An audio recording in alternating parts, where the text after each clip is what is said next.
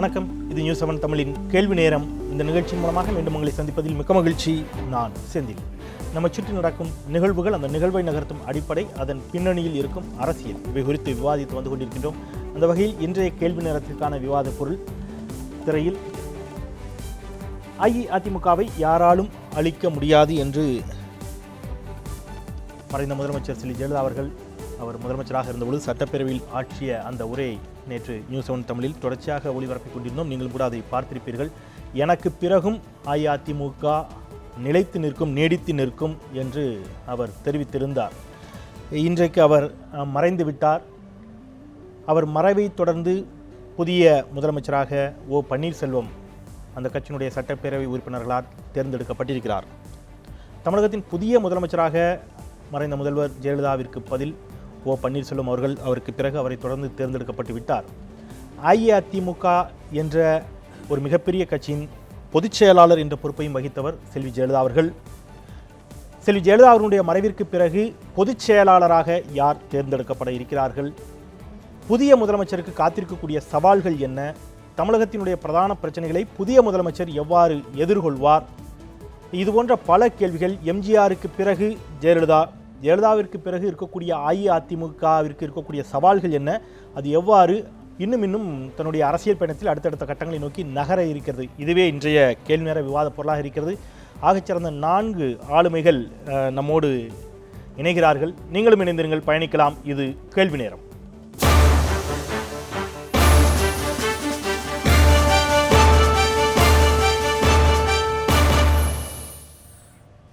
அரங்கில் நம்மோடு எம்ஜிஆர் அமைச்சரவையில் அமைச்சராக இடம்பெற்றிருந்த டாக்டர் ஹண்டே அவர்கள் இடம்பெறுகிறார்கள். இந்த மூத்த ஒரு ஆளுமை நம்மோடு இணைகிறார். இந்த தருணத்தில் வணக்கம் சொல்லி நன்றியோடு வரவேற்கின்றோம். திரு ஆலி செந்தில்நாதன் அவர்கள் பத்திரிகையாளர், அவரும் நம்முடைய இணைகிறார். அவருக்கும் என்னுடைய வணக்கங்கள்.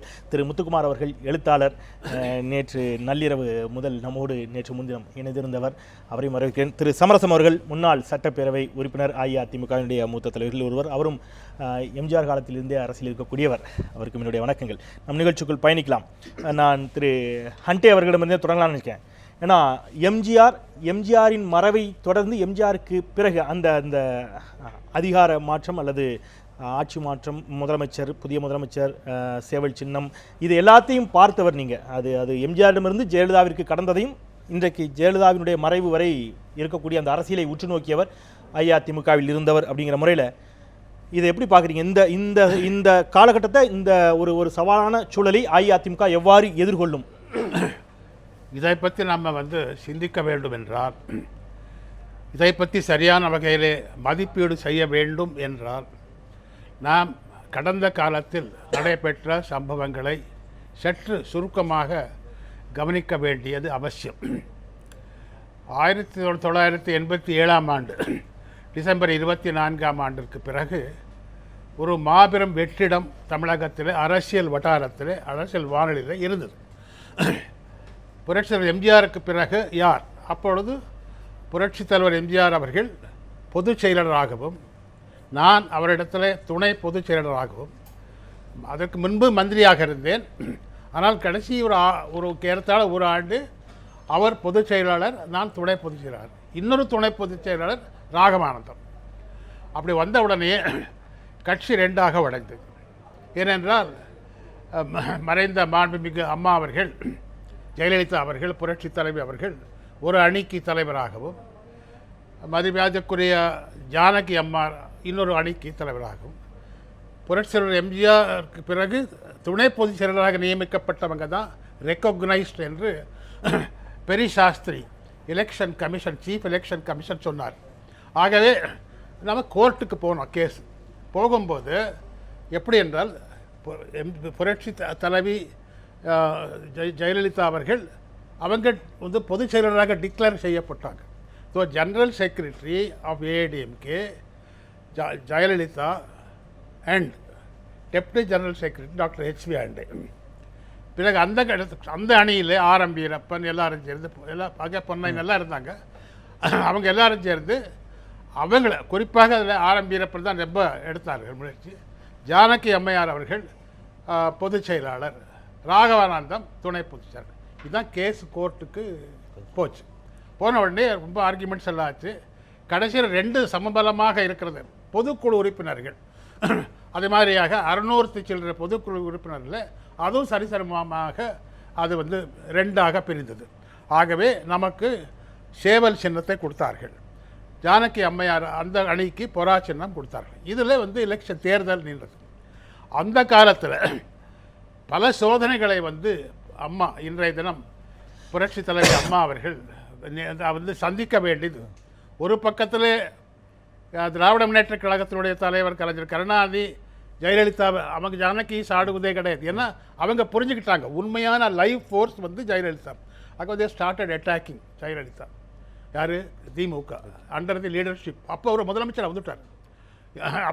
அந்த காலத்து முதல்ல வந்து பிசி அலெக்சாண்டர் தான் அவர் வந்து இருந்தார்கள். அதாச்சு. அதற்கு பிறகு ஜானகி அம்மையார் இவங்களுக்கு வந்து அட்டாக் பண்ணுறது. அதற்கு பிறகு 4 அணின்னு சொல்லி ஒன்று போச்சு. அதில் இந்த அம்மையாரை வந்து யாரெல்லாம் ப்ரப்போஸ் பண்ணாங்களோ, பொதுச் செயலாளர் என்று ப்ரப்போஸ் பண்ணாங்களோ அவங்க அத்தனை பேரும், நான் பேர் சொல்ல நல்லா இருக்காது, அவங்க அத்தனை பேரும் ப்ரப்போஸ் பண்ண அத்தனை பேர் 4 பேரும் அவங்க வந்து 4 அணின்னு சொல்லி ஒன்று பண்ணாங்க. அவங்களும் attack. So we have to prepare leaflets. நான் தான் அப்போ எல்லாத்தையும் உட்காந்து ப்ரிப்பேர் பண்ணேன். அதுக்கு ரிப்ளை, இதுக்கு ரிப்ளை, இதுக்கு ரிப்ளை பண்ணேன். அதற்கு பிறகு மீண்டும் தேர்தல் வந்தது. தேர்தல் வந்ததுக்கு பிறகு கலைக்கப்பட்டது. தேர்தல் வந்தது. திராவிட முன்னேற்ற கழகத்தினுடைய தலைவர் நல்ல பெரும்பான்மையான மெஜாரிட்டியோடு வந்தார். 27 எம்எல்ஏக்கள் புரட்சி தலைவி அந்த சேவல் சின்னத்தில் வந்தது. அதற்கு பிறகு இங்கே என்ன ஆயிடுச்சுன்னா ஜானகிக்கு 1 seat, Cheran Mahadevi 1 seat, PH Pandian ஆச்சு. இதுக்கப்புறம் சுருக்கமாக முடிச்சிடுறேன். இதற்கு பிறகு அவங்க எல்லாம் புரிஞ்சுக்கிட்டாங்க. மாதவன் தான் கொஞ்சம் இன்ட்ரெஸ்ட் எடுத்தார். அந்த மாதவன் ஜானகி அணியில் இருந்தார். அவங்க எல்லோரும் கொஞ்சம் கான்டாக்ட் பண்ணி நம்ம ஏதாவது பண்ணி ஆகணும், இனிமேலே நம்ம வி ஹவ் அண்டர்ஸ்டுட் யார். இப்போ நம்ம அமெரிக்காவில் ஓட்டில் டெமோக்ராட்டிக் பார்ட்டியில் யார், அப்புறம் 1 டெமோக்ராட்டிக் பார்ட்டி, ரிப்பப்ளிக்கன் பார்ட்டி. அந்த மாதிரி இனிமேல் ஏடிஎம்கேனா ஜெயலலிதா தான் எல்லாரும் புரிஞ்சுக்கிட்டாங்க. ஆப்போசிட்டில் இருக்காங்க ஆர்எம்பி எல்லாரும், மாதவன் எல்லாரும் புரிஞ்சுக்கிட்டாங்க. புரிஞ்சுக்கிட்டு மீண்டும் கொண்டு வரணும்னு சொல்லி அதை வந்து நம்ம போய் அந்த டெல்லிக்கு சென்றோம். செல்லும்போது நம்ம எல்லாம் ஒன்றா போனோம். ராகவானதான் நாங்கள் ஒரே ஃப்ளைட்டில் போனோம். எல்லோரும் போய் அவர் தெலுங்கு பேசக்கூடிய, அவர் என்ன தெலுங்கு தான் பேசுவார். ஏமண்டி இப்படி எடுத்த வச்சினாரோ, ஹவ் யூ பிகம் ஃப்ரெண்ட்ஸ் நான் கேட்ட சிரிச்சார். இதெல்லாம் ஃப்ரெண்ட்ஸ் ஆகிட்டோம். அது வந்து இது நடந்தது 10ஆம் தேதி நைட் February 1989. புரியுது உங்களுக்கு? 29ஆம் ஆண்டு. இது முடிஞ்சதுக்கு பிறகு ரெட்டையில வந்து போட்டு ஜெயலலிதா அணிக்கு கொடுக்கப்பட்டது. Jayalalithaa is the real de facto and de jure முதலமைச்சர், ஜெனரல் செக்ரட்டரி என்று கொடுக்கப்பட்டது. அது கொண்டு வந்து லாஸ்ட் ஒரு பாயிண்ட் முக்கியமான இன்ட்ரெஸ்ட், அது கொண்டு வந்து நான் வந்து மேடம் கையில் கொடுத்தேன். Very happy, you done a wonderful job. அதில் தம்பிதுரை நமக்கு கொஞ்சம் ஹெல்ப் பண்ணார். தம்பிதுரை ஹெல்ப் பண்ணலன்னு வச்சுங்க நம்ம ரொம்ப மாட்டின்னு இருப்போம். ஏன்னா அவர் வந்து அங்கே டெப்டி ஸ்பீக்கராக இருந்து நிறைய ஹெல்ப் பண்ணார். அவர் வந்து அஸ்திவாரம் கையெழுத்து போடுறது நான், அது கொஞ்சம் அஸ்திவாரத்துக்கெல்லாம் அவர் வந்து நிறைய பண்ணார். அதை வந்து நம்ம சொல்லலைன்னா அது ரொம்ப தப்பாகிடும். அது he did a lot of work, ground work எல்லாம் பண்ணி முடிச்சிட்டோம். பிறகு இப்போ வந்து 2 பை எலெக்ஷன் 13ஆம் தேதி February 11ஆம் தேதி காலையில் கொண்டு வந்துட்டேன். 13ஆம் தேதி லாஸ்ட் டேட் 2 பை எலெக்ஷனுக்கு. மருங்காபுரி திருச்சி மாவட்டத்தில், மத்திய மேற்கு மத்திய மதுரை அங்கே. ஸோ அதில் வந்து என்ன பண்ணாங்க, மேடம் வந்து எல்லோரையும் கூப்பிட்டு எல்லாம் டிஸ்கஸ் பண்ணாங்க. அப்போ அவங்க she was very very perfect. ஒன்று வந்து பொறார நின்னவங்களுக்கு ஒன்று கொடுத்துடுவோம், சேவலை நின்னவங்களுக்கு ஒன்று கொடுத்துடுவோம், பேரிட்டி கிரேட் பண்ணிட்டாங்க. அப்புறம் யாருக்குன்னு பண்ணும்போது கொடுத்துட்டு அது வரைக்கும் வந்த பிறகு இரட்டைலை அது முடிச்சிட்டு அது மாத்திரம் ஒரே பாயிண்ட் சார் சுருக்கம் முடிச்சிட்டு எங்கெல்லாம் மற்றவங்க பேசணும், அது நானும் கேட்கணும், அதுக்காக தான் வந்திருக்கேன். நம்ம நண்பர்கள்லாம் அங்கே இருக்காங்க. ஆகவே அது எலெக்ஷன் நடந்தது. என்ன அதுதான் அந்த ஒரு அதிசயமான ஆச்சரியமான ஒரு விஷயம் என்னவென்றால், முதலமைச்சராக கருணாநிதி இருந்து இந்த இப்போ ரெட்டைலில் வந்தாச்சு கொடுத்தாச்சு. அங்கே வந்து நம்ம ராதாவுக்கு கொடுத்தாச்சு, பொறால நின்னவங்களுக்கு மதுரையில். இங்கே வந்து இப்போ ப்ரொஃபஸர் பொன்ராஜுக்கு கொடுத்தாச்சு. இவர் வந்து சேவல் இல்லை. நானும் K sir in-charge Madurai, S T Somasundaram Muthusamy in-charge Marungapuri. So election நடந்தது. 12,000 ஓட்டு வித்தியாசத்தில் முதலமைச்சர் திமுக. பை எலெக்ஷன் எப்போ நடக்கும்போது அரசாங்கத்துக்கு சாதகமாக நடக்கும்னு சொல்லுவான் நம்ம. ஆனால் என்ன ஆச்சுன்னா கடைசியில் 12,000 சில்லற ஓட்டில் மதுரையில் எஸ்ஆர் ராதா வின் பண்ணுறாரு. மருங்காபுரியில் 11,000 சில்லற ஓட்டில் வின் பண்ணுறாரு. இது ஒரு அரசியலுடைய வரலாறில் ஒரு நாம் கற்பனை கூட செய்ய முடியாத, தமிழகத்தை பொறுத்தவரையில் ஆளுங்கட்சி இருந்து கொண்டு அதற்கு எதிராக நாம் எதிர்நீச்சல் போட்டு வெற்றி பெற்றோம். அந்த மாதிரியான ஒரு இயக்கம் இனி அடுத்த கட்டத்திற்கு அன்றைக்கு ஜெயலலிதா எதிர்கொண்ட அளவிற்கான ஜெயலலிதாவுக்கு இருந்த மாதிரியான அந்த தனிமனிதை ஆளுமை ஈர்ப்பு இதெல்லாம் இனி என்ன அடுத்த கட்டத்திற்கு எவ்வாறு நகர்த்த போகிறது அப்படிங்கிறதா நம்முடைய வாதத்தின் மையப்பொருளாக இருக்கிறது. நான் முத்துக்குமார்கிட்ட போயிட்டு அலி உங்ககிட்ட வரேன். முத்துக்குமார் அவருடைய வாதத்தில் ஏதோ சில இடங்களில் உங்களுக்கு சிறிய கருத்து மாறுபாடுகள் இருந்தது போல தோண்டியது உங்கள் முகபாவனை. ஐயாவுக்கு ஒரு சின்ன நினைவு இதாக இருக்கும். ஆரம்பி மட்டும் அந்த இதில் ஒத்துக்கல அப்படிங்கிறத மட்டும் தான் சொல்ல நினைச்சேன். வேற எந்த குறிப்பிடும் நான் உங்களுடைய கருத்துக்களுக்கு வரேன். இப்போ இந்த இன்றைய தேதியில் இந்த நிலைமையில் அஇஅதிமுகவிற்கு இருக்கக்கூடிய சவால்கள் என்ன நீங்க பார்க்குறீங்க?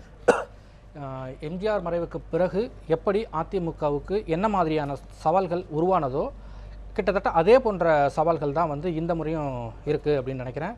எப்படி வந்து எம்ஜிஆர் மறைவுக்கு பிறகு அதிமுகவுக்குள் அல்லது அதிமுகவின் கட்சித் தலைமை ஆட்சித் தலைமை யார் என்பதை தீர்மானிப்பதில் காங்கிரஸ் கட்சி மிக தீவிரமாக களப்பணி ஆற்றியதோ, வித்தின் கோட் களப்பணி ஆற்றியதோ, அதே போன்ற ஒரு களப்பணியை இம்முறையும் பாரதிய ஜனதா கட்சி ஆற்றுவதற்கான எல்லா விதமான வாய்ப்புகளும் இருப்பதாகத்தான் நான் பார்க்குறேன். ஏன்னா வந்து மத்தியில் அவங்க ஆளுங்கட்சியாக இருக்குது, தமிழகத்தில் தடம் பதிக்க வேண்டும் அப்படிங்கிற ஒரு நோக்கத்தில் இருக்கக்கூடிய பாரதிய ஜனதா கட்சி மிகப்பெரிய தலைவி ஜெயலலிதா அவங்க இல்லாத ஒரு சூழலில் அதிமுகவை தன்வசப்படுத்துவதற்கான, அது வந்து அரசியல் ரீதியாக எந்த தவறும் இல்லை, அதை தன்வசப்படுத்துவதற்கான முயற்சிகளில் பாரதிய ஜனதா கட்சி குறிப்பாக மத்தியில் ஆளுங்கும் கட்சி ஈடுபடும் அப்படிங்கிற ஒரு கணிப்பு எனக்கு இருக்குது. அதுதான் வந்து கடந்த கால வரலாறு அப்படி தான் இருக்குது. அதுதான் இம்முறையும் நடக்கும்.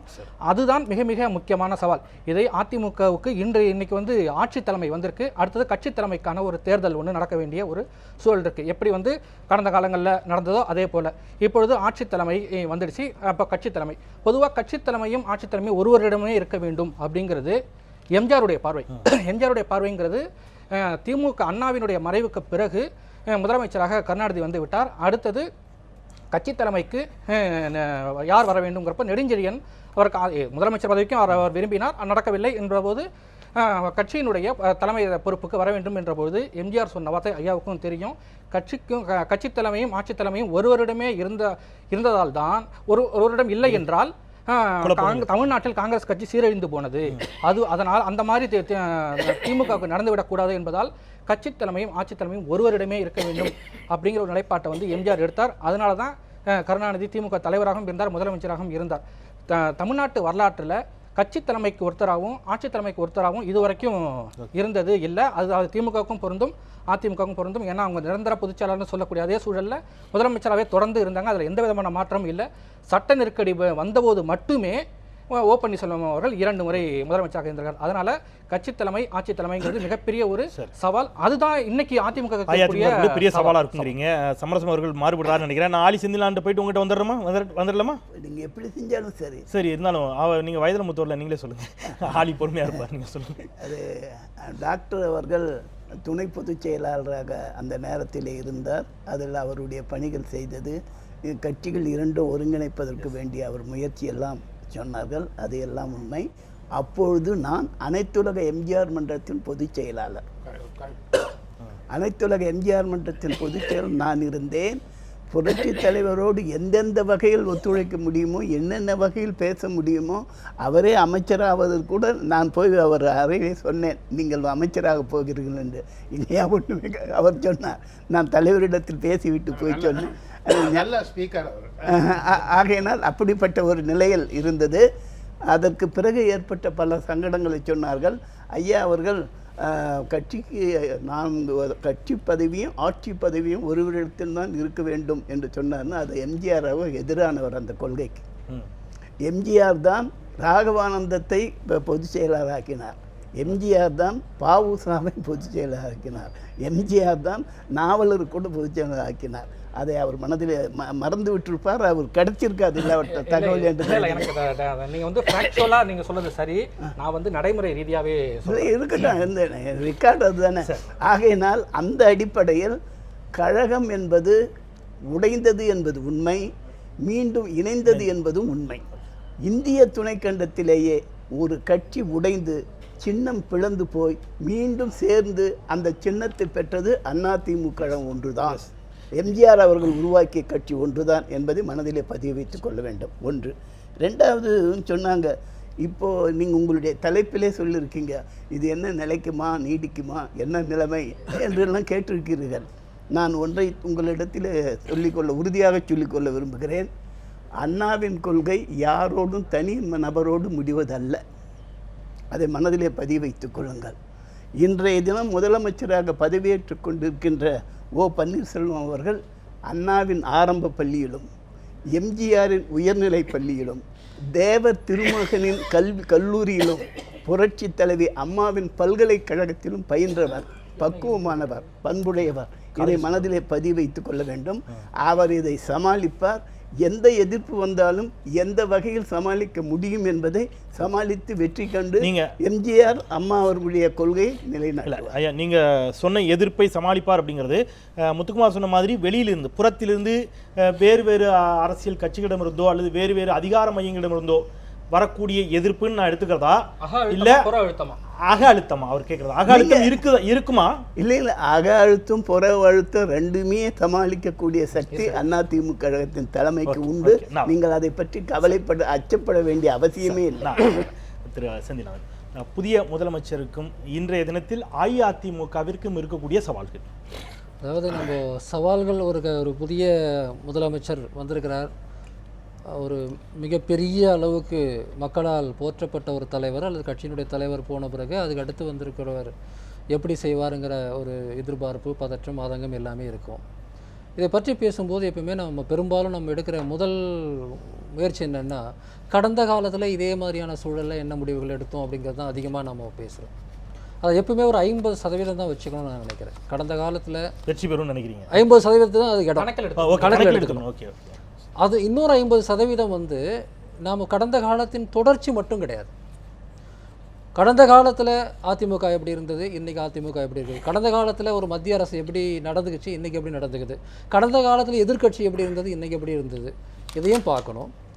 இன்னொன்று ஸ்பெசிஃபிக்காக நம்ம அதிமுகன்னு எடுத்தாலும் கூட எம்ஜிஆரும் ஜெயலலிதாவும் ஒரே விதமானவர்கள். விதத்தில் அவங்க ரெண்டு பேருமே வந்து மாஸ் லீடர் ஆக எமர்ஜ் ஆகிறதுக்கு முன்னாடி மக்கள் மத்தியில் பிரபலமான ஒரு ஸ்டார்ஸாகவும் இருக்கிறாங்க.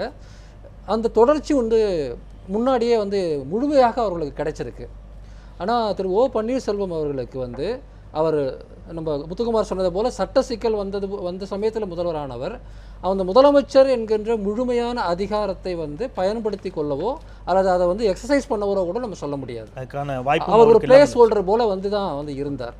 இப்போது இந்த நேரத்தில் எம்ஜிஆருக்கு அடுத்து ஜெயலலிதா வருவதை போலவே ஜெயலலிதாவுக்கு அடுத்து ஓ பன்னீர்செல்வமோ அல்லது ஜெயலலிதாவுக்கு அடுத்து வேறு ஒருவரோ வருவார் அப்படிங்கிறத நம்ம நீட்ட முடியாது. அதனால் அங்கே ஒரு சிக்கல் இருக்குது. அதே போல் அன்றைக்கி காங்கிரஸ் எப்படி இருந்ததோ அதே போல் தான் இன்றைக்கி பாஜக இருக்கும்னு நம்ம சொல்ல முடியாது. ஸோ இப்போ வந்து அதிமுகவுக்கு இருக்கக்கூடிய நெருக்கடி அல்லது நெருக்கடியின்மை எது ஒன்றா வச்சுக்கலாம். ஆனால் அவங்க முன்னாடி இருக்கக்கூடிய சவால்ங்கிறது ஒரு நிஜமான ஒரு சவாலாக தான் நான் பார்க்குறேன். அதில் ரெண்டு விஷயம் இருக்குது. நம்ம அந்த காலகட்டத்தை வந்து நம்ம பார்க்கணும். தேர்தல் முடிஞ்சு கொஞ்ச நாள் தான் ஆயிருக்கு.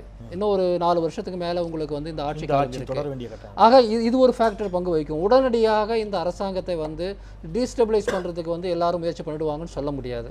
ஏன்னா அதுக்கான பலனை அனுபவிக்கிறதுக்கு வேறு யாராவது ஒருத்தர் தயாராக இருந்தால் சாத்தியம்.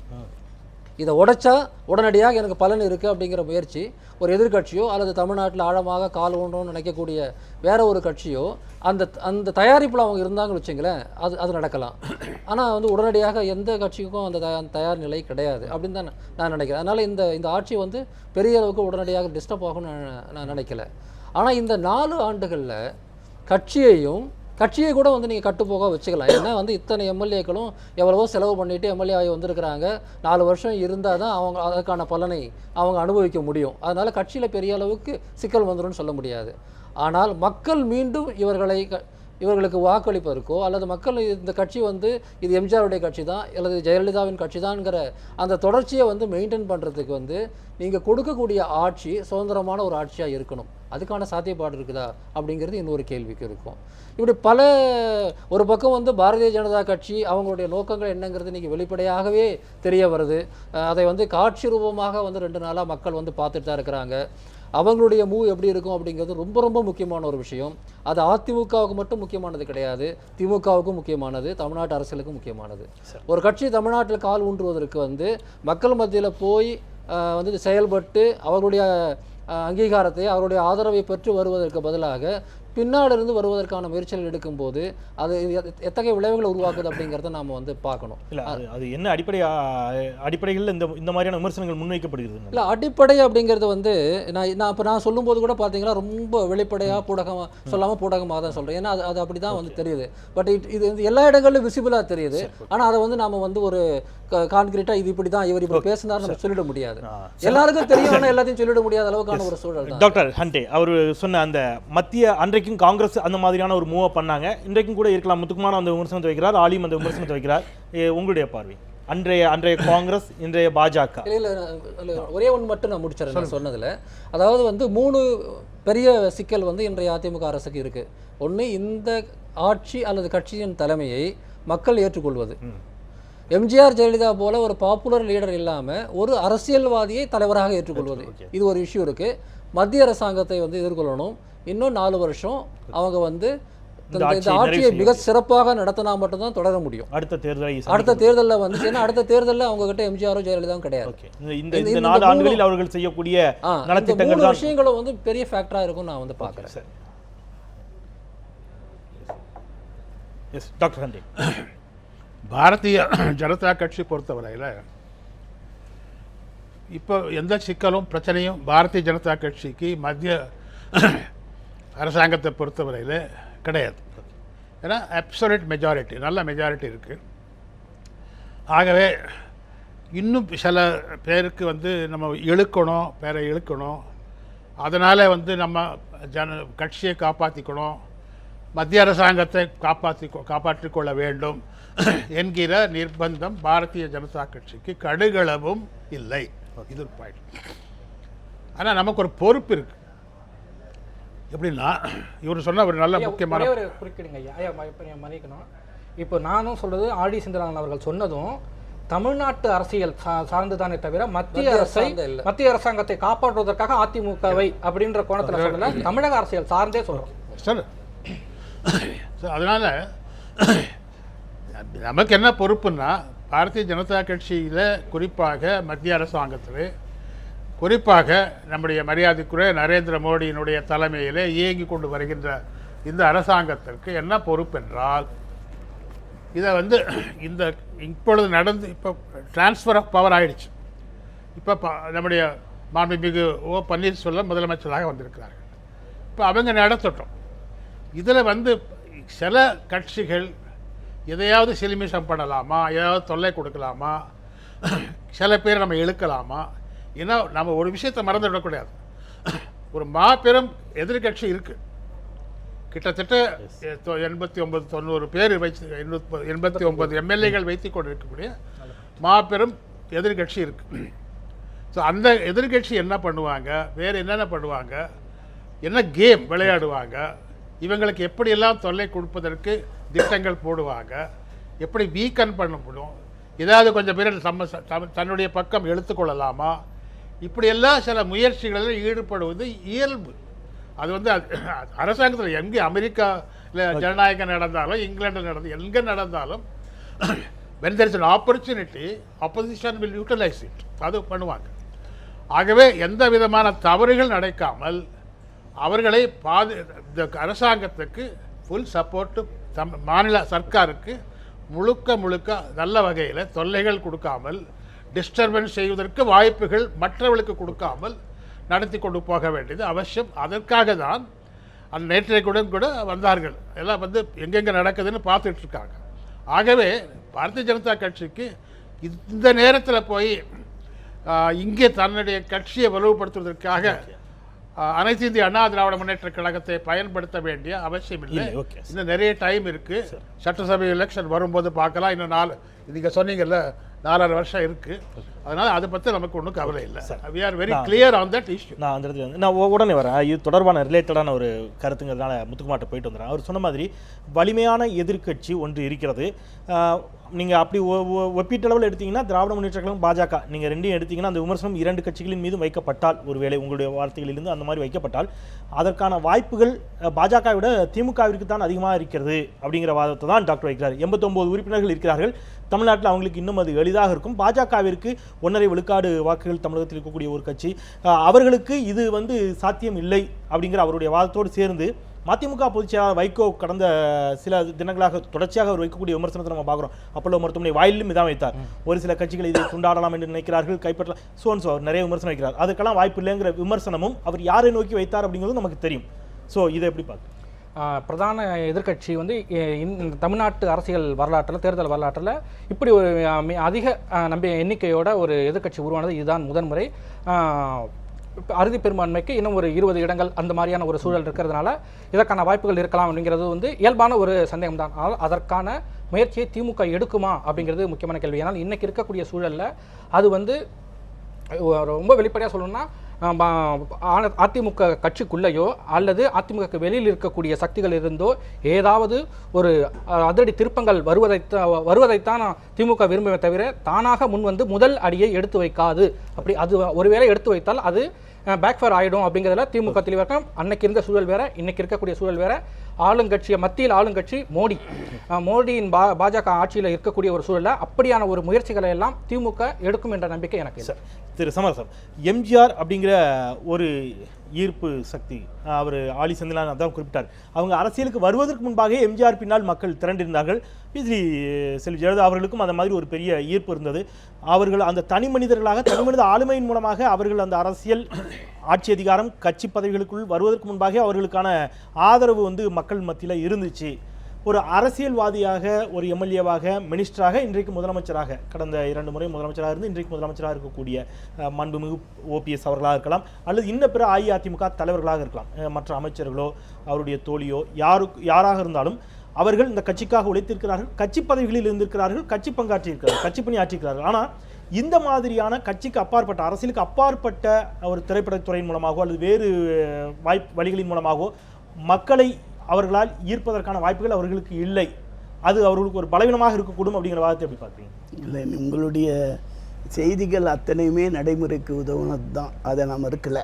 ஆனால் எப்பவும் தனி மனிதனை யாரும் பின்பற்றுவதில்லை. இதைவிட சிறந்தவர், எம்ஜிஆரை விட சிறந்த ஒரு நடிகர் தியாகராஜ பாகவதர், அது பி சின்னப்பா அவர்கள் பின்னால் எல்லாம் எம்ஜிஆர் கிடைத்த ரசிகர்கள் கிடைக்கவில்லை.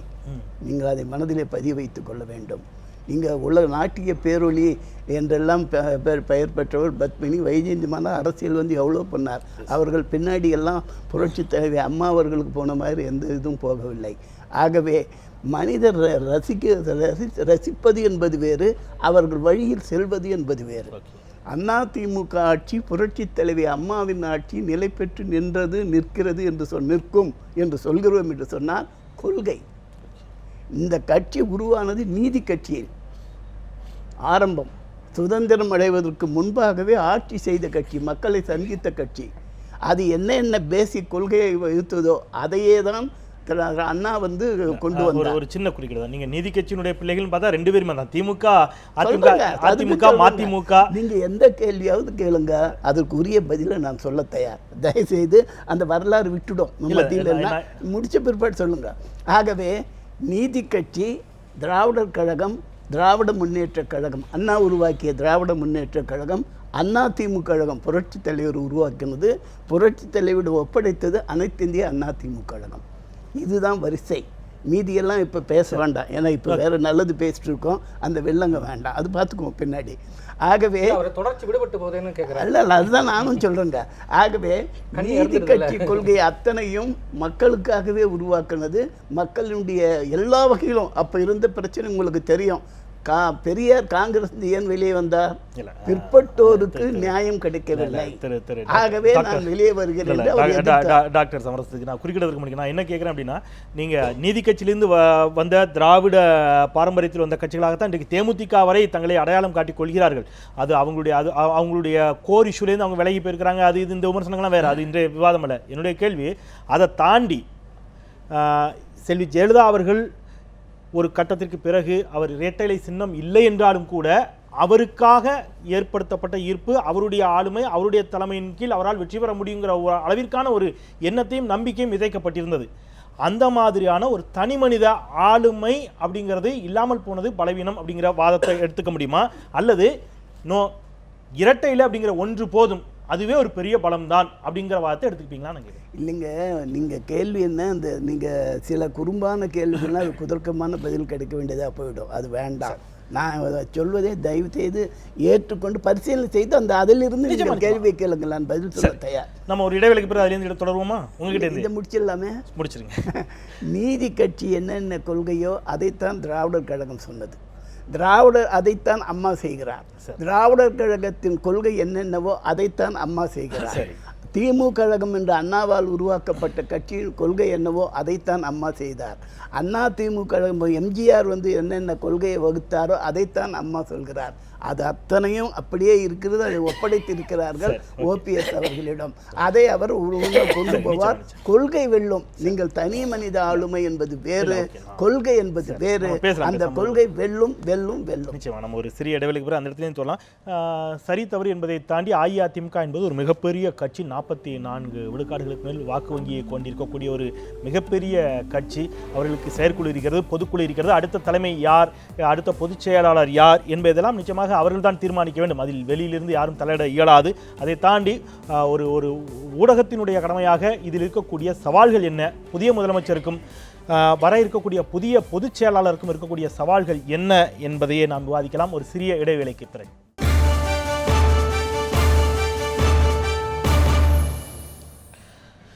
மீண்டும் வரவேற்கிறேன். இது கேள்வி நேரம். இருக்கக்கூடிய சவால்கள், அஇஅதிமுகவிற்கு இருக்கக்கூடிய சவால்கள் என்ன என்பதை பற்றி பேசிக் கொண்டிருக்கின்றோம். திரு செந்தில்நாதன் ஐயா அவர்கிட்ட போயிட்டு வந்துடுறேன். உங்ககிட்ட இதில் நான் அந்த சாலிகிட்ட போயிட்டு வந்துடுறேன், அவருடைய கருத்தை கேட்டு உடனே வரேன். ஏற்கனவே மறைந்த முதலமைச்சர் செல்வி ஜெயலலிதா அவர்கள், நம்ம புதிய அஇஅதிமுக எதிர்கொள்ளக்கூடிய சவால்கள் ஒரு பக்கம் இருக்கட்டும், அவர் அஇஅதிமுகவினுடைய அவருடைய காலத்தில் அவர் எதிர்கொண்ட சவால்களை அவர் எவ்வாறு சமாளித்தார்? இல்லை, அதாவது ஜெயலலிதா எதிர்கொண்ட சவால்கள்ங்கிறது ஒரு பன்முகப்பட்டது. கட்சிக்குள்ளே அவர் முதல்ல ஏன்னா ஜெயலலிதா கட்சிக்குள்ளே நுழைந்த சமயத்தில் அதிமுகவினுடைய மூத்த தலைவர்கள் ஐயா உட்பட அவங்க ஒவ்வொருத்தருமே தனிப்பட்ட முறையில் திராவிட இயக்கத்தினுடைய ஜாம்பவான்கள். நெடுஞ்செழியனாக இருக்கட்டும், எஸ்டிஎஸ்ஸாக இருக்கட்டும், ராகவானந்தம் ஐயா, இவங்க எல்லாமே ஏற்கனவே ஒரு பெரிய லீடர்ஸ்.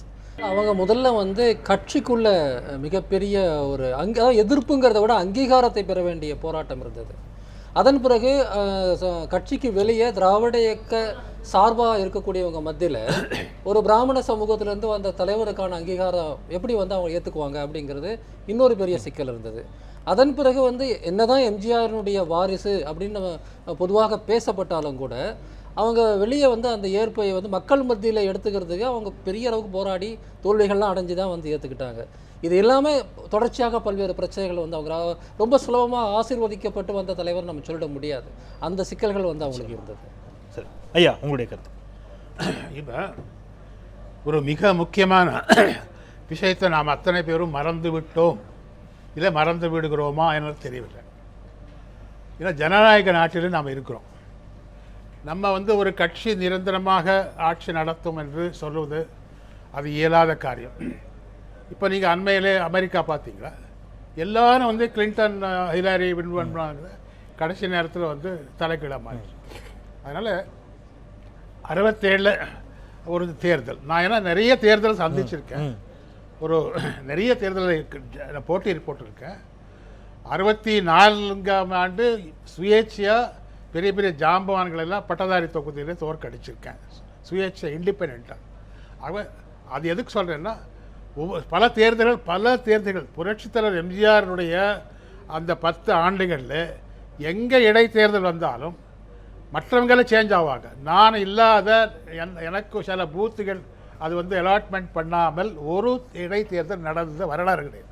அந்த அளவுக்கு ஹேட் கான்ஃபிடென்ஸ் இருக்கு. ஆகவே பல்ஸ் வந்து சொல்லுவேன்.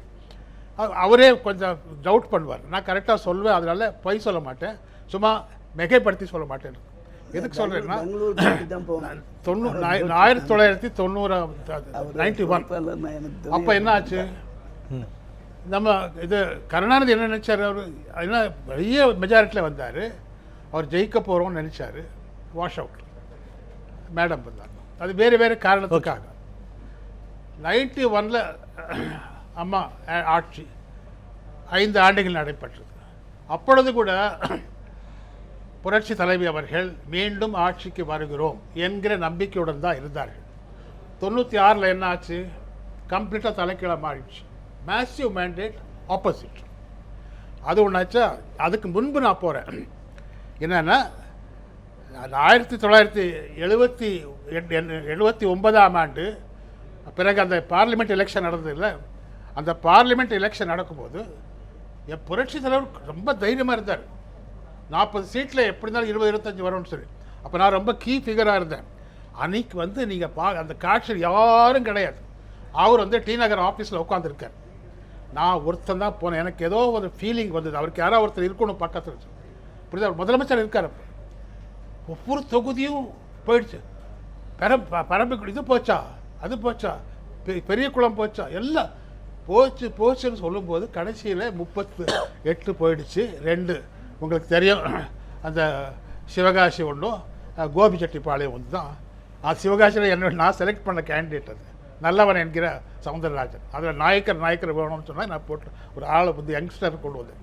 எதுக்கு சொல்கிறேன்னா இவன் ஷாக்குடு. அப்போ கருணாநிதி ஜுபிலண்ட், கலைஞர் கருணாநிதி, நாங்கள் தான் நெக்ஸ்ட்டு முதலமைச்சர், எல்லா போஸ்டர் ரெடி. அப்போ தான் நான் 80 அண்ணா நகரம் நானும் கலைஞர் போட்டி போடுறோம். எல்லாம் சூழலாக இருந்தார். Complete wash out for Karunanidhi. அதில் தான் நான் மந்திரியாக வந்தேன். இப்படி தான் உங்களுக்கு எதுக்கு சொல்கிறேன்னா 96 என்ன ஆச்சு, கம்ப்ளீட்லி அது ரிவர்ஸ் ஆகிடுச்சு. அதற்கு பிறகு 2001 என்ன ஆகிடுச்சு, ரிவர்ஸ் ஆகிடுச்சு. அதுக்கு பிறகு 2006 இன்னொரு ரிவர்ஸ் ஆகிடுச்சு. அவங்க எதுக்கு சொல்கிறேன்னா ஆட்சியில் இருக்கக்கூடியவர்கள் யாராக இருந்தாலும் ஜனநாயகம் என்கிற ஒரு முறை இருக்கின்ற வரையில் நாம் எச்சரிக்கையுடன் இருக்க வேண்டும்.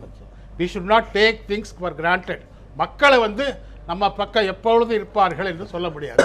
ஆகவே எச்சரிக்கையாக அதற்குரிய நம் மக்கள் மத்தியிலே மனதிலே நமக்கு சரிவு ஏற்படுகிறது என்றால் உடனுக்குடன் அதை வந்து சரி கட்ட வேண்டியது. அது கம்பராமாயணத்தில் சொல்கிறார், வேறு விஷயம். ஆக இருக்கு ராமருக்கு சொல்கிறார், சுக்ரீவனுக்கு. ஆகவே எதுக்கு சொல்கிறேன்னா இதையெல்லாம் பண்ணாமல் நாம் வந்து ஜெயிச்சிடுவோம்னு சொல்லக்கூடாது.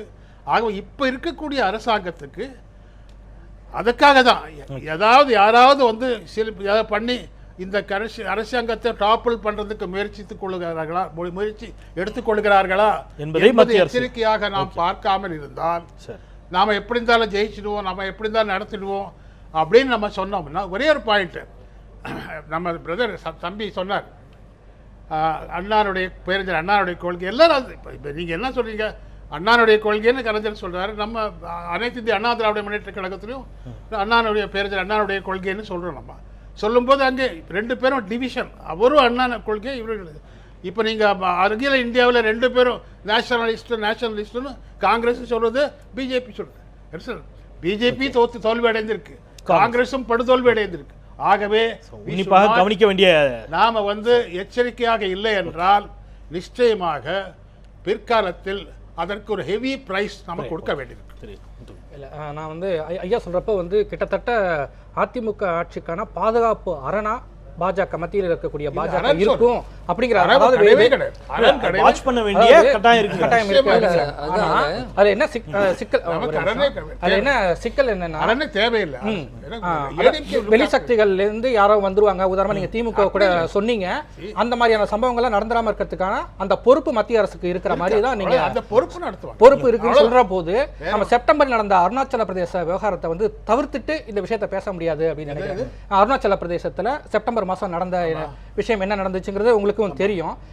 நபம் தொகி ஆட்சி, அது அந்த அமைச்சர்கள் அந்த அதிருப்தியாளர்கள் அத்தனை பேருமே வந்து ஒரு கட்டத்தில் அந்த அருணாச்சல் மக்கள் கட்சிங்கிற ஒரு கட்சியில் இணைந்து அது வந்து பாஜகவினுடைய கூட்டணி கட்சி அங்கே வந்து மறைமுகமாக அங்கே பாரதிய ஜனதா கட்சி ஆட்சியை பிடிச்சிருக்கக்கூடிய ஒரு சூழலில் அதையும் இதையும் ஒப்பீடு செய்து பார்க்காம இதை நம்ம செய்ய முடியாதுங்கிறது என்னுடைய ஒரே ஒரு மாத்திரம் ஒரு டோன்ட் மிஸ்டேக். இங்கே அருணாச்சல பிரதேசம் ரெண்டு வகையான பாரதிய ஜனதா கட்சி பொறுத்தவரையில் ரெண்டு வகையான ப்ராப்ளம். இந்த மாநிலத்தில் it is not Bharatiya Janata கட்சி வர்சஸ் ரூலிங் பார்ட்டி. இங்கே பாரதிய ஜனதா கட்சி ஃபர்ஸ்ட் ரேங்க்ல இல்லை, செகண்ட், இப்போ தேர்டு தான் வந்திருக்கு. ஆகவே அந்த மாநிலத்தில் நடைபெறுகின்ற ஏன்னா பாரதிய ஜனதா கட்சிக்கு நம்ம போனால் ஆட்சியில் வருவோம்னு சொல்லி அவங்க மேசிவாக காங்கிரஸ்லேருந்து பாரதிய ஜனதா கட்சிக்கு வரும்போது நீ வராதுன்னு தடுக்கக்கூடிய அளவுக்கு நம்ம இல்லை, கமான் அக்செப்ட் பண்ணுறோம். அது ஆகவே அதுவும் இதுவும் நம்ம ஒப்பிட்டு பார்க்க முடியாது என்று நான் அன்புடன் தாழ்மையுடன் சொல்லிக் கொள்ள விரும்புகிறேன். ஒன் பை ஒன் ஐயா முடிச்சுங்க, நான் அழித்த போகிறேன். நீங்கள் முடியும் இல்லை நீங்கள் சொல்லுங்கள், நான் அழித்த போகிறேன். ஒன் பை ஒன் சொல்லுங்கள். உங்களுக்கு தான் இங்கே எல்லோருக்கும் சில சங்கடங்கள் இருக்கிறது. என்ன அவர்கள் நினைக்கிறார்கள் என்று சொன்னால், இப்பொழுது அம்மா வந்து மக்கள் மத்தியில் செல்வாக்கு பெற்ற தலைவராக இருந்தார். அதற்கு முன்னர் புரட்சி தலைவர் அந்த மக்கள் செல்வாக்குள்ள தலைவராக இருந்தார்கள். அவர்கள் ஒருவருக்கு பின் ஒருவர் அதை காப்பாற்றி கொண்டார். இனிமேல் அப்படிப்பட்ட தலைவர் இருக்கிறாரா? எதிர்காலம் என்னவாகும்? அதுதான் கேள்விக்குறி, எல்லாருக்கும் இருக்கிற சந்தேகம். அதுதான் நான் சொன்ன தலைமை இருக்கிறது என்றது ஒரு பகுதி, ஆனால் கொள்கை என்பது மிக முக்கியம். நாங்கள் அந்த கொள்கை வழியே வந்ததுனால தான் அம்மாவும் நின்றார்கள் என்று நான் சொன்னேன். இப்பொழுது ஒன்றை நாங்கள் சொல்ல விரும்புகிறேன்.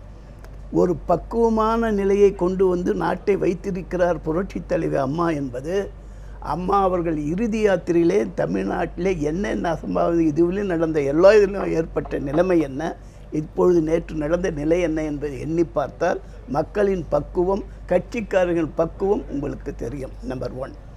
ரெண்டாவது, ஆரியம் திராவிடம் க்ளோஸ் பண்ணவர் அம்மா. இன்னொன்று, பிராமின் நான் பிராமின் அடியோடு ஒழித்தவர் அம்மா. ஆண் பெண் அதையும் ஒழித்து கட்டியவர் அம்மா. நீங்கள் ஒவ்வொரு பிரச்சனையும் பார்க்கணும். அப்படி பார்க்கும்பொழுது காசி ராமேஸ்வரம் என்பது ஒருமைப்பாடு ஆன்மீகத்தில், கன்னியாகுமரி காஷ்மீர் என்பது ஒருமைப்பாடு சமுதாயத்தில், நாற்கர சாலை என்பது அம்மாவும் வாஜ்பாயும் சேர்ந்து இணைந்து யோசித்து போட்டது அப்பொழுது தம்பிதுரை அந்த அமைச்சர் அவர்கள். மனதிலே பதிவு வைத்துக் கொள்ள வேண்டும். இந்தியாவின் ஒருமைப்பாட்டுக்காக எந்த அளவிற்கு முயற்சி எடுத்து திட்டமிட்டு எப்பொழுதாவது புரட்சி தலைவி அம்மா அவர்கள் மத்திய அரசு மாநில அரசின் கை வைத்தால் நான் இன்று முதல்வர் நாளைக்கு பிரதமர் பேசியிருக்காரா? தனித்து போவேன் பேசியிருக்காரா? எங்கேயாவது சொல்ல முடியுமா? தேசிய ஒருமைப்பாட்டுக்கு தன்னை அழுத்தமாக முழுமையாக தயார்படுத்தி கொண்டவர் அம்மா அவர்கள். அந்த அடிப்படையிலே அது நடந்து கொண்டு இருக்கிறது. இன்னொன்று சொன்னீங்க பாருங்க, இரண்யனும் பிரகல்நாதனும் அப்பா மகன் தான், ஆனால் ஒரே கொள்கை இல்லை. ராவணனும் விபீஷ்ணனும் அண்ணன் தம்பி தான், ஆனால் ஒரே கொள்கை அல்ல. புரட்சி தலைவி அம்மா அவர்களை ஏதோ கருணாநிதி அவர்களோ என்ன பிறரோ தமிழ்நாட்டில் இருக்கக்கூடிய ஏதோ செய்து விடுவார்கள் அந்த கட்சி என்று பயப்படுகிறார்கள், அஞ்சுகிறார்கள். அது அவசியமே இல்லை. இல்லைங்க, அவங்களுக்கு சங்கடம் அழிக்கணும்னு சொல்றீங்க, சங்கடம் வருமே, எப்படி சமாளிக்க போறீங்க? ஒரு மாஸ் லீடர் இந்த இடம் அப்படின்னு தப்பு இல்லை. ஒரு நிமிஷம், நான் இல்லைங்க உங்ககிட்ட தான் நான் போறேன். நாம சில விஷயங்களை நான் ஐயா வந்துடுறேன். நம்ம சில விஷயங்களை தொகுப்பாளராக தெளிவுபடுத்த வேண்டிய கடமை இருக்கு. ஏன்னா அது தவறுதலாக புரிந்து கொள்ளக்கூடாது அப்படிங்கிறதுக்காக. அஇஅதிமுகவினுடைய இந்த ஆட்சி இன்னும் 4 ஆண்டுகள் நீடிக்க இருக்கிறது. அதற்கு முழுமையாக மக்கள் அதை நம்பி வாக்களித்திருக்கிறார்கள். அதில் எந்த மாற்று கருத்தும் இல்லை. அந்த கட்சியினுடைய சட்டப்பேரவை உறுப்பினர்கள் அந்த கட்சியினுடைய முதலமைச்சரை தேர்ந்தெடுத்திருக்கிறார்கள். கட்சியினுடைய செயற்குழுவும் பொதுக்குழுவும் அவருடைய பொதுச்செயலாளர் தேர்ந்தெடுக்க போகிறார். அதெல்லாம் அவருடைய உட்கட்சி சார்ந்த விஷயங்கள், அதெல்லாம் பிரச்சனை.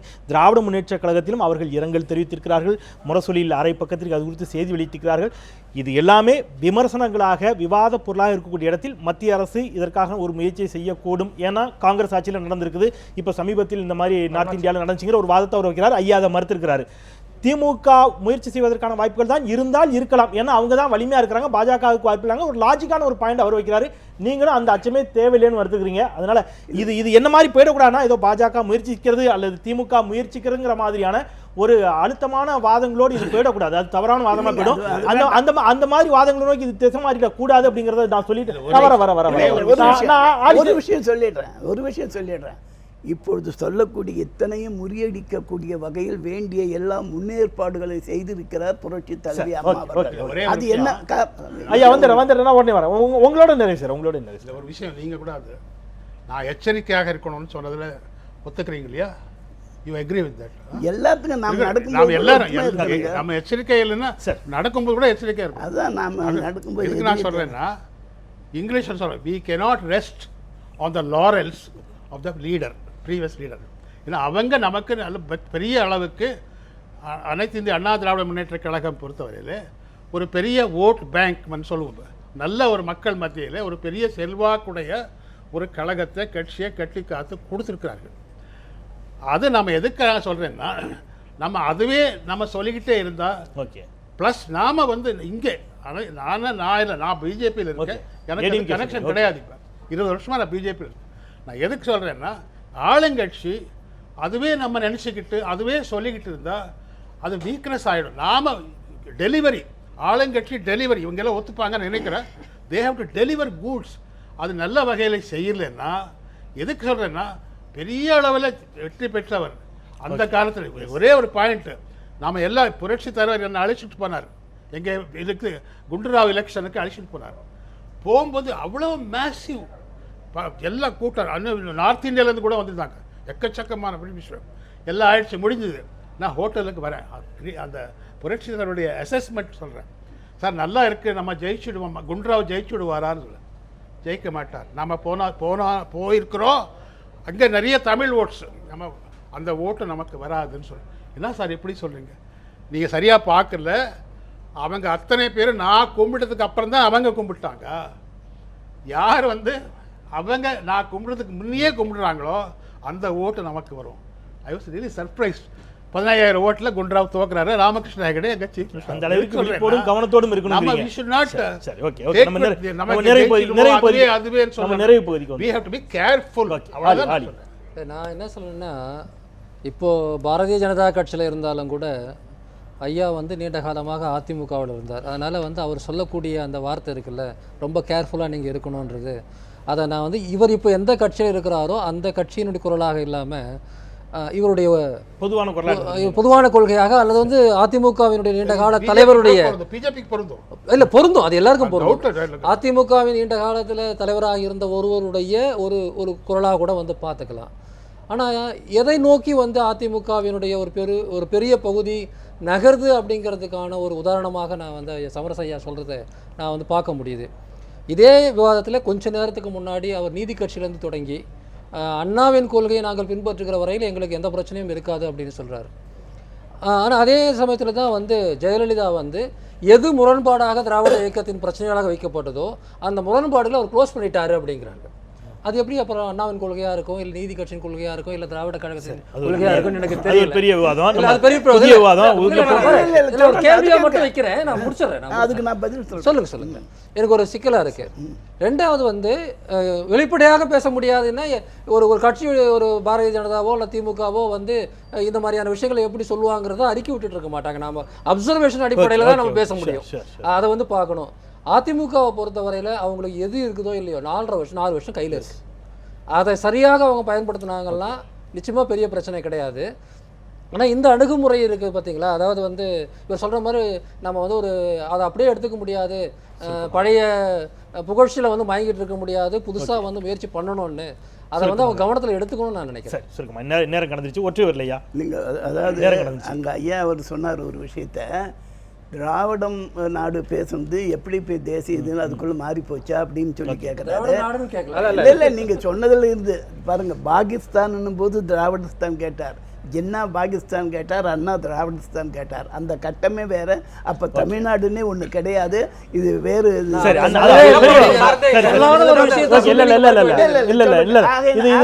இப்போ இன்றைய தினம் தேசியம் தான், இந்திய ஒருமைப்பாடு தான். அம்மா ஒரே ஒரு பாயிண்ட் செஞ்சிருக்காரு, 69% பிற்பட்டோருக்கு செஞ்சிருக்காரு. அப்ப அந்த 69% பெரியார் கொள்கை, நீங்க நீதி கட்சி கொள்கை, பெரியார் கொள்கை. அது அம்மா நிறைவேற்றி இருக்காங்க. அம்மா நிறைவேற்றினது மட்டுமல்ல, இதை நீ அங்க போய் நரசிம்மராவ் அங்க இருக்க இவங்க யாரும் திராவிடர் இயக்கமே இல்ல, திராவிட ஓகே, உறுப்பினரே ஓகே, இல்ல. ஓகே, நன்றி, நரசிம்மராவ் பிரதமர், அப்புறம் சங்கர் தயாள் சர்மா நம்ம நிறைவு செய்வோம். ஜனாதிபதி. 10 மணி செய்திகளுக்கு அவரும் வருவோம். செஞ்சிருக்கிறார். நன்றி, நன்றி. ஆகையினால புதிய வாதத்துக்கு வழி எந்த கொடுக்காம, விமர்சனங்கள் பிரச்சனையாலும் இல்லாம மக்கள் சுருக்கமா ஒற்றை வழியில். பிரச்சனையை யார் சொல்லி இருந்தாலும் தேவை என்பதை சொல்லி செய்தால் சமூக நீதி காத்த வீராங்கனை என்று அம்மா அவர்கள் வாங்கியிருக்கார். இதை காப்பாற்றுவார் இன்று வந்திருக்கின்ற முதலமைச்சர். அதை அனைத்து சொல்லும் அனைத்து இந்திய நன்றி, அண்ணா நன்றி, நன்றி, நன்றி. கேள்வி நேரத்தினுடைய விவாத தலைப்பை ஐயா ஹண்டே அவர்களும் ஐயா சமரசம் அவர்களும் தெளிவுபடுத்தி விட்டார்கள். அவர் எச்சரிக்கை கொடுத்தார். இவர் இதுவரை இல்லாத வகையில் வாஜ்பாயின் தங்க நாற்கரை திட்டத்தை பற்றி பேசினார். இதன் மூலம் மிகப்பெரிய தெளிவு கிடைத்திருப்பதாகவே நான் பார்க்கிறேன். சரி, நம்ம இந்த அளவில் நிறைவு செய்யலாம். இன்னும் 4 ஆண்டுகள் நிச்சயமாக இந்த ஆட்சி நிறைவு செய்ய வேண்டிய தருணத்தில் இருக்கிறதுங்கிறத அவங்க குறிப்பிட்டிருக்கிறாங்க. நிச்சயமாக மக்கள் அதற்காகத்தான் வாக்களித்திருக்கிறார்கள். பெருவாரியான வாக்கள் வித்தியாசத்தில் அஇஅதிமுக வெற்றி பெற்றிருக்கிறது. ஆட்சி தொடர வேண்டும், அரசு தொடர வேண்டும் என்பதே அத்தனை பேருடைய விருப்பமாக இருக்கிறது. எதிர்கொள்ளக்கூடிய சவால்கள் என்னவாக இருக்கும் அப்படிங்கிறது மட்டும்தான் கேள்வியாக இருந்தது. அந்த சவால்கள் ஊடகங்களின் வாயிலாக சுட்டிக்காட்டப்பட்டால் அந்த சவால்கள் என்ன என்பதை அறிந்து கொண்டு அதை எதிர்கொள்வதற்கு அந்த கட்சி தயாராக இருக்கும் என்ற நம்பிக்கையோடு நாம் நிறைவு செய்யலாம். நன்றி. மறந்து கொண்டே இருப்பது மக்களின் இயல்பு. அதை மீண்டும் மீண்டும் நினைப்படுத்திக் கொண்டே இருப்பது எனது கடமை. மீண்டும் நாளை மற்றும் சில சமூகம் சார்ந்த பிரச்சனைகளோடு உங்களை சந்திக்கின்றேன். நான் செந்தில். இது கேள்வி நேரம். நன்றி.